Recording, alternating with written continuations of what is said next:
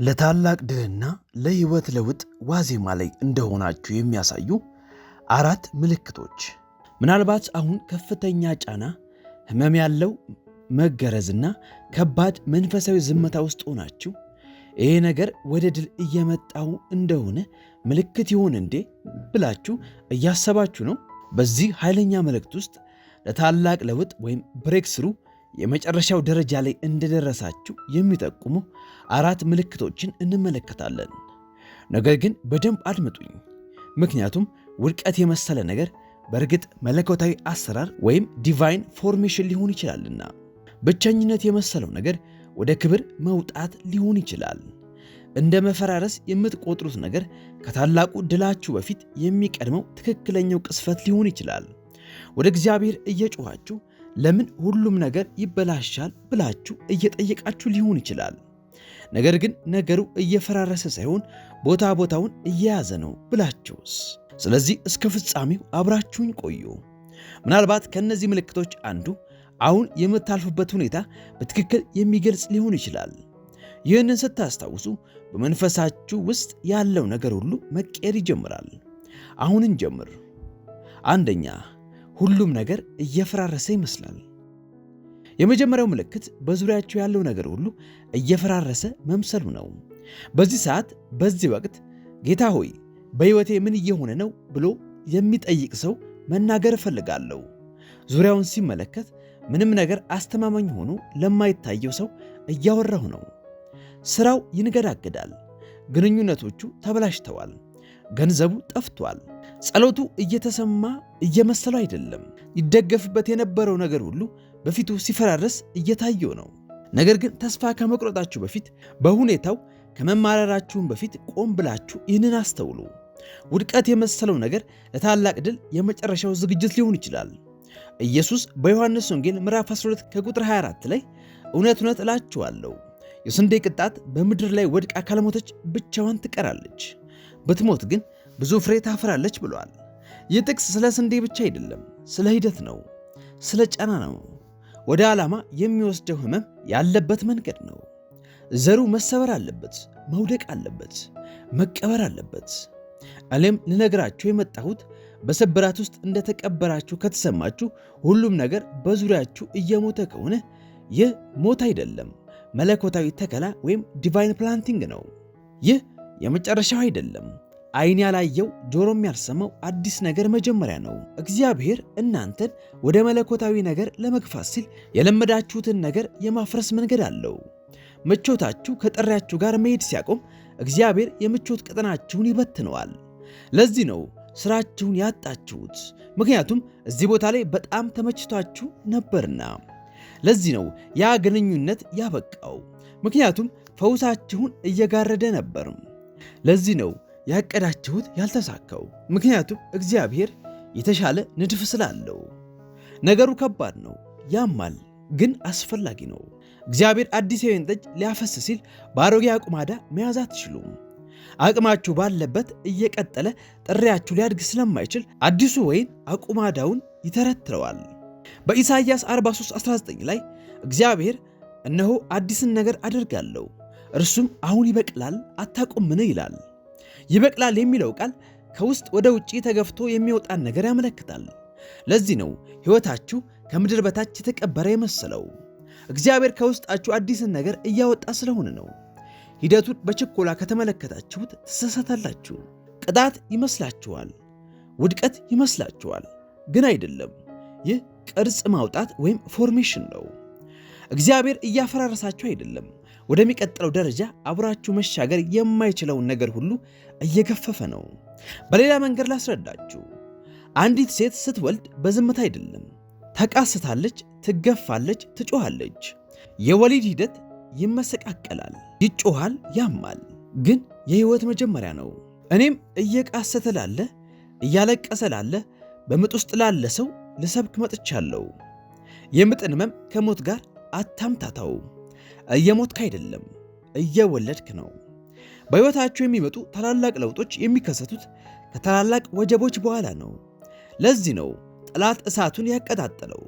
ለዚህ ነው ገሃነም ሁሉ የዘመተባችሁ የሚመስለው።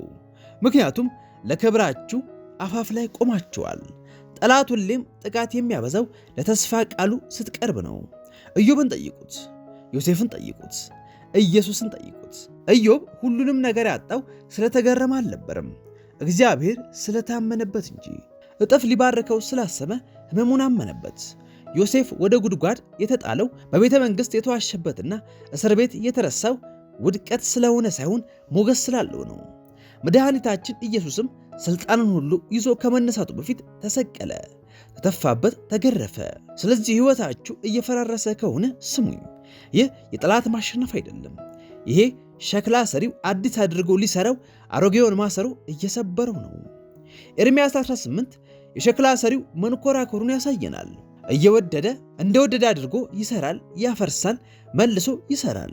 ሲሰራው ግን ጠንካራ የተሻለና ጠቃሚ ያደርገዋል። ነገር ግን ከመሰራት በፊት መሰበር አለ።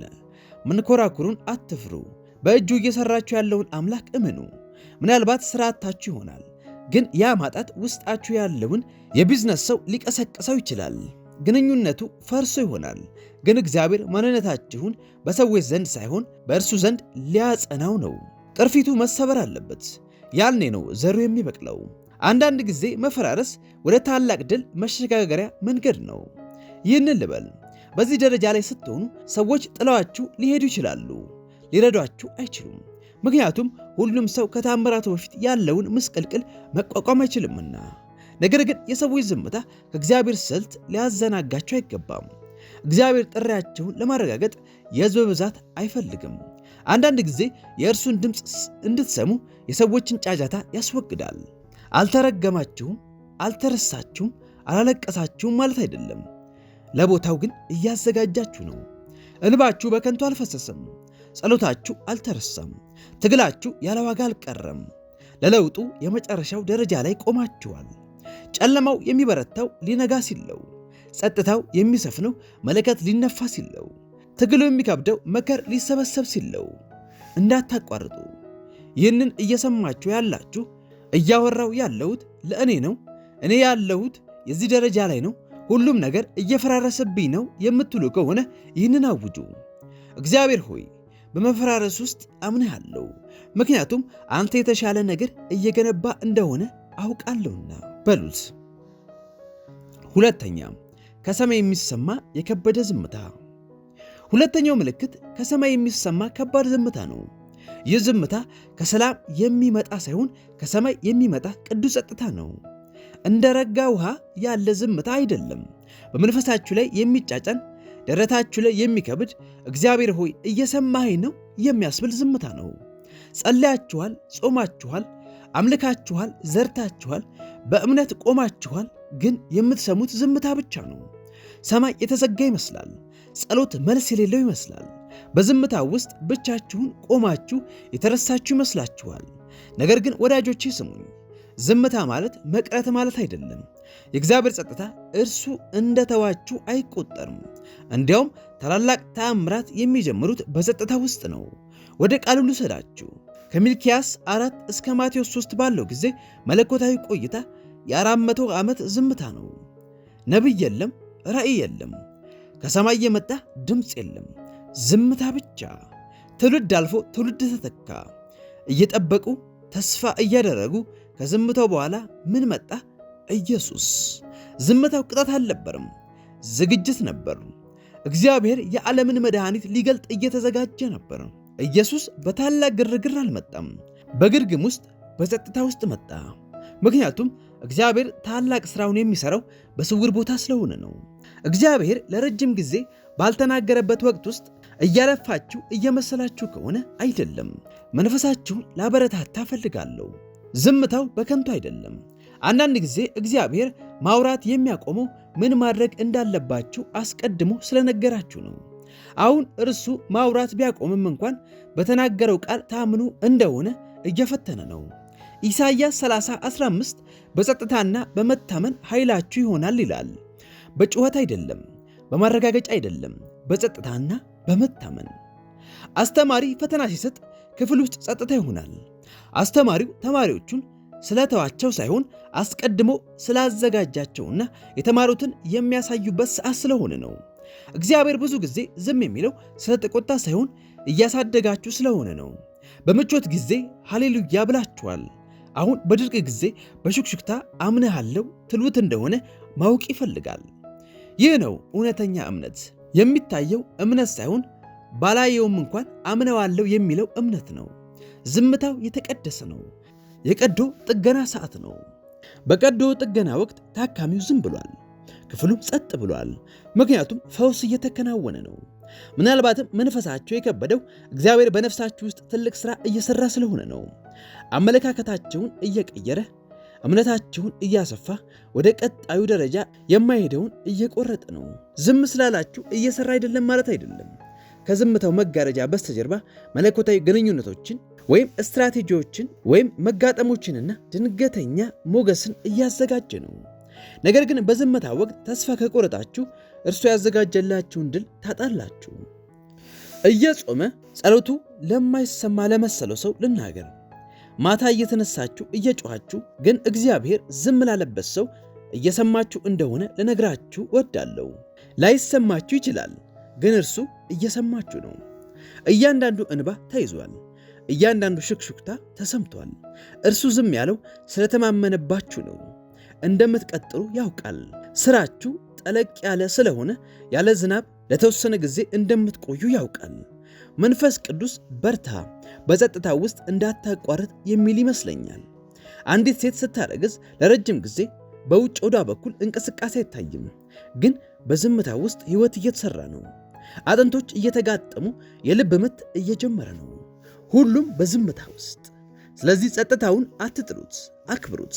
የሆነ ከባድ ነገር እየሆነ ነው። የሆነ ነገር እየተቀየረ ነው። ኢየሱስ እንኳን በመስቀል ላይ አምላኬ አምላኬ ለምን ታውከኝ ብሎ ጮኸ። ያ ዝምታ ግን አብ እንደተወው ማሳያ አልነበረም። ለድህነት ወይም ሪደምሽን አስፈላጊ ነበር። እንደተተዋችሁ ከተሰማችሁ ብቻችሁን አይደላችሁም። ቅዱስ ነገሮች ሁሌም በዝምታ የተከበቡ ናቸው። አንዳንድ ጊዜ የእግዚአብሔር ዝምታ መልሱ ነው። አንዳንዴ አይሆንም የሚለው መልስ በዝምታ ውስጥ ይጠቀለላል። አንዳንዴ አዎ የሚለው ዘግይቶ እንጂ ከልክሎን አይደለም። በዝምታም ይሁን በድምፅ እግዚአብሔር ያው እግዚአብሔር ነው። ሁልጊዜ እስከ ዓለም ፍጻሜ ድረስ ከእናንተ ጋር ነኝ ብሏል። ልትሰሙት አትችሉም ይሆናል፣ ግን አብራችሁ አለ። ስለዚህ በዝምታ ወቅት ያላችሁ ፈተናው አላለቀም። ነገር ግን በቦታችሁ ከቆማችሁ በታዛዥነት ከተመላለሳችሁ በኋላ ለምን ዝም እንዳለ ይገባችኋል። ያኔ ወደ ኋላ አይታችሁ ጌታ ሆይ ስላልተናገርከኝ አመሰግናለሁ፣ ጌታ ሆይ የጸለይኩትን ጸሎት ሁሉ ስላልመለስክልኝ አመሰግናለሁ ብላችሁ ታመሰግናላችሁ። ቀድሞም ስለረዳኸኝ አመሰግናለሁ፣ ማደግን አስተምረኛልና ትሉታላችሁ።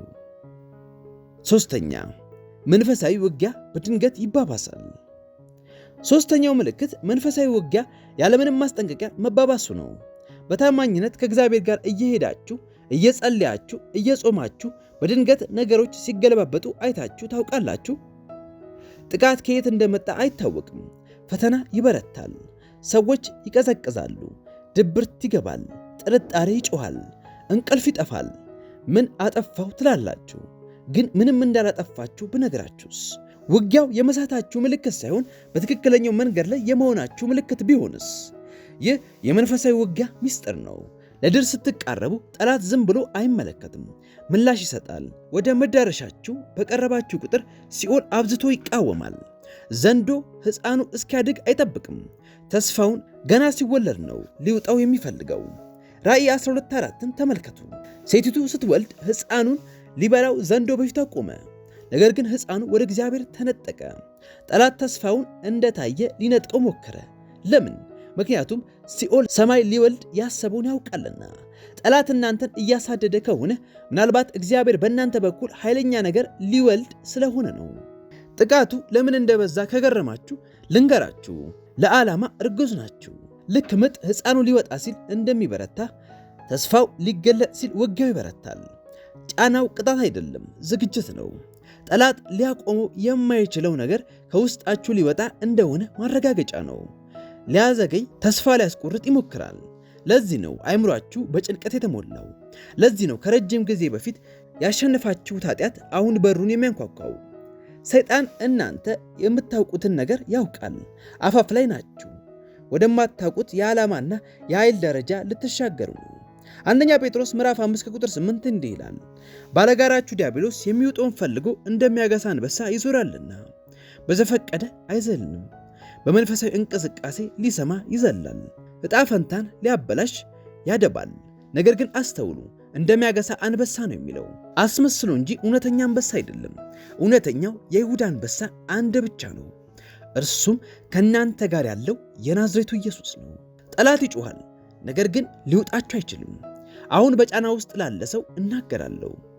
ሻወር ውስጥ የምታለቅሱ፣ በሰው ፊት የምትስቁ፣ ውስጣችሁ የደነዘዘባችሁ፣ ድካም እየተሰማችሁ የምትቀጥሉ ስሙኝ፣ አሁን እንዳታቆሙ። የተጠቃችሁት ደካማ ስለሆናችሁ ሳይሆን ቅባት ስላለባችሁ ነው። ሲኦል ስጋት በማይፈጥሩ ሰዎች ላይ አቅሙን አያባክንም። ጠላት ጦርነት የሚያነሳው መሳሪያ ባየበት ቦታ ነው። ይህ ውጊያ ሊያጠፋችሁ ሳይሆን ምን ያህል ኃያል እንደሆናችሁ ሳታውቁ ሊያዘናጋችሁ ነው። ኢየሱስ ወደ አገልግሎት ከመግባቱ በፊት ውጊያ መጣበት። ከተጠመቀ በኋላ መንፈስ ወደ ምድረ በዳ ወሰደው። እዚያ ማን ጠበቀው? ዲያብሎስ። ኢየሱስ ገና አንድ ስብከት አልሰበክም። ዲያብሎስ ግን ሊዘጋው ሞከረ። ምክንያቱም ብሬክስሩ ሁሌም ውጊያ ይስባልና። ሰዎች ሁሉ ከተነሱባችሁ፣ ሁኔታዎች ሁሉ ድብልቅልቅ ካለባችሁ ሰማይ ሊከፈትላችሁ ስለሆነ ነው። ውጊያው የበረታው ውድ ዋጋ ላለው ነገር ስለምትዋጉ ነው። ለትውልድ የሚሆን ነገር ተሸክማችኋል። ስለዚህ መጸለይ ሲደክማችሁ ጸልዩ፣ አቅም ሲያጥራችሁ አምልኩ። ጠላት አይምሯችሁን፣ ትዳራችሁን፣ ሰላማችሁን እያጠቃ እንደሆነ አውቃለሁ። ነገር ግን ይህ ከእንግዲህ ይበቃል ብላችሁ እናንተ የምትጋለጡበት ሰዓት ነው። ዘንዶ እየዞረ ከሆነ መውለዱ ቀርቧል ማለት ነው። ወጀቡ መርከቡ እየሄደ እንደሆነ ማረጋገጫ ነው። አላበዳችሁም፣ አልሳታችሁም። ነገሮች እየተቀየሩ ስለሆነ ነው። በፍርድ ስር አይደላችሁም፣ በግንባታ ላይ ናችሁ። አሁን እየመጣ ያለውን ጠላት ማቆም ስለማይችል ተደናግጧል። በምጥ ክፍል ውስጥ ወይም በምጥ ሰዓት ማንም እንኳን ደስ አለሽ አይልም። ሕፃኑ እስኪወጣ ይጠብቃሉ። ነገር ግን ህመሙ የሆነ ነገር እየመጣ እንደሆነ ማረጋገጫ ነው። እየመጣ ያለው ክብር፣ ሞገስ፣ መታደስና መለኮታዊ ከፍታ ነው። እናንተ ትተርፋላችሁ፣ ትቆማላችሁ፣ ታገግማላችሁ። አራተኛ፣ የምትወዱትን ነገር እንድትለቁ ሲደረግ።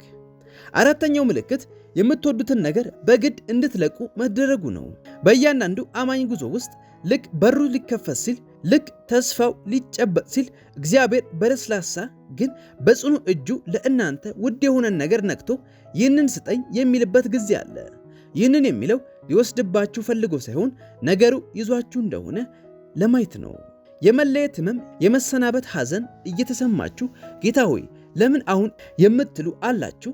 በመንፈሳችሁ ስሙኝ። ይህ በአጋጣሚ የሆነ አይደለም፣ ማጥራት ነው። ከድል በፊት ያለ የመጨረሻ ፈተና ነው። እግዚአብሔር በእጁ ያለውን ከመልቀቁ በፊት ሁሌም ልባችሁን ይፈትናል። በዘፍጥረት 22:2 ላይ ለአብርሃም የምትወደውን አንድ ልጅህን ይስሐቅን ውሰድና ሰዋልኝ አለው።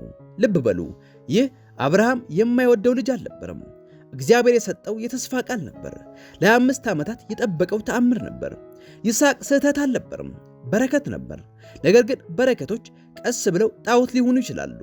ተስፋዎች በእግዚአብሔር ቦታ ሊተኩ ይችላሉ። እግዚአብሔር ማየት ፈለገ።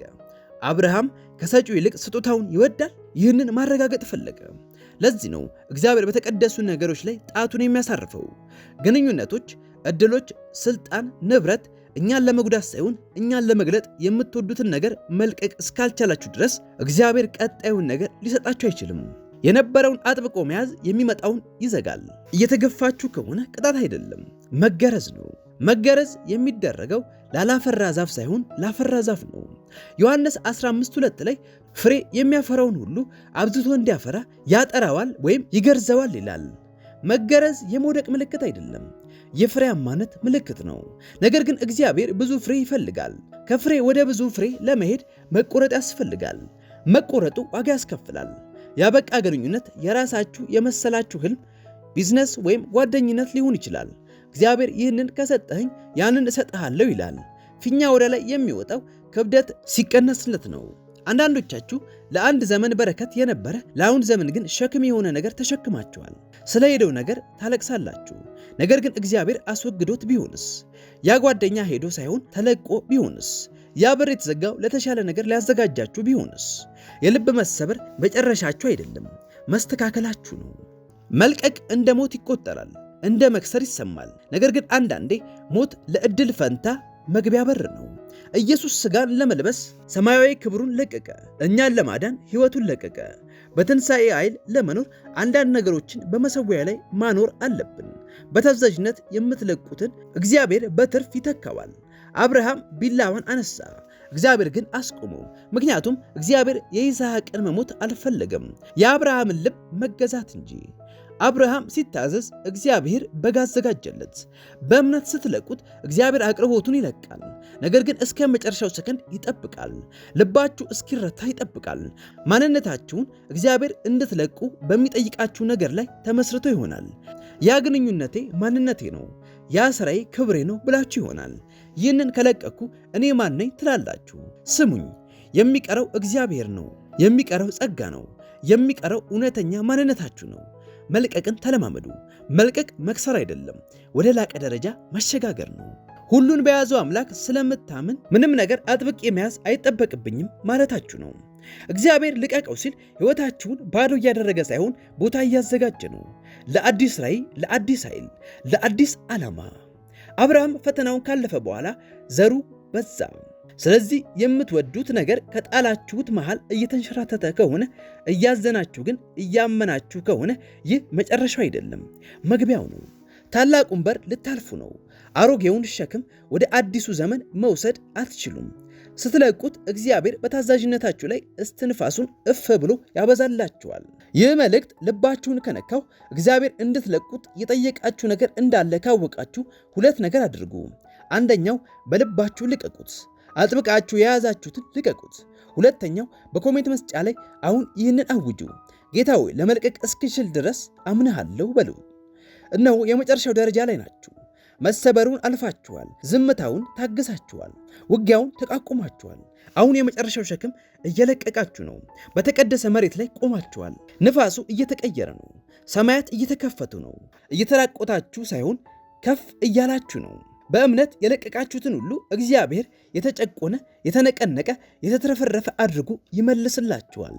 ታመኑ። እየከሰራችሁ አይደለም፣ ወደ ድላችሁ እየገባችሁ ነው። ይህንን መልእክት ከተባረካችሁበት ለወዳጅ ጓደኞቻችሁ ማጋራታችሁን አትርሱ። እንዲሁም ለቻናሉ አዲስ ከሆናችሁ ቻናሉን ላይክ እንዲሁም ሰብስክራይብ ማድረግ አይርሱ። ተባረኩ።